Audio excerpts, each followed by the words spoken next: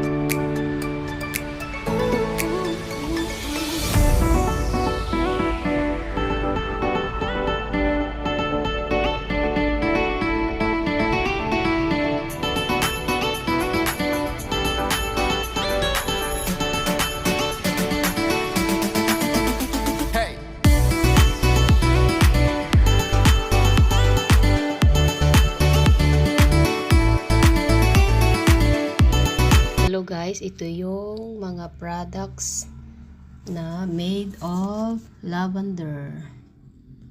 Grabe ang bango dyan guys nung pumasok kami sa loob.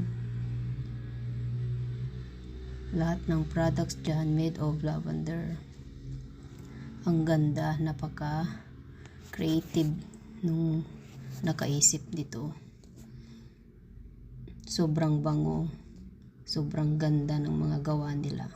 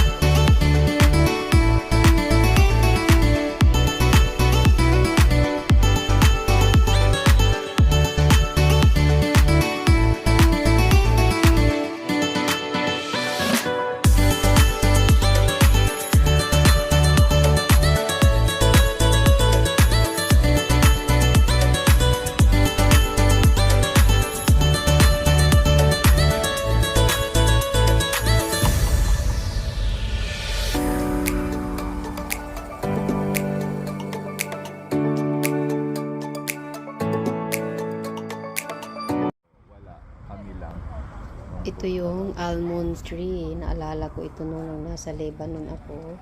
Ito yung lagi namin kinakain. Tuwang-tuwa kami pag bumibili yung amo ko ng ganito. Yung mura, yung maguan na siya.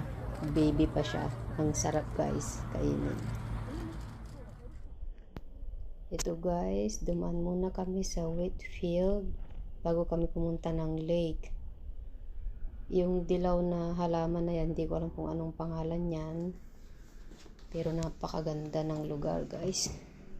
Napakaaliwalas. Fresh air.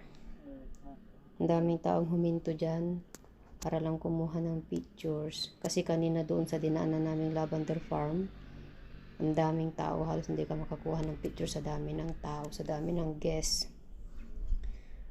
Dito, hindi ka makikipag-unahan. Yan yung mga sasakyan na yan. Lahat yan huminto para kumuha ng picture sa lugar na yan. Dahil napakaganda talaga. Yan. Bago kami pumunta ng lake, napagod muna kaming kumuha ng video at pictures kahit sobrang init. Sulit na sulit naman yung biyahe namin.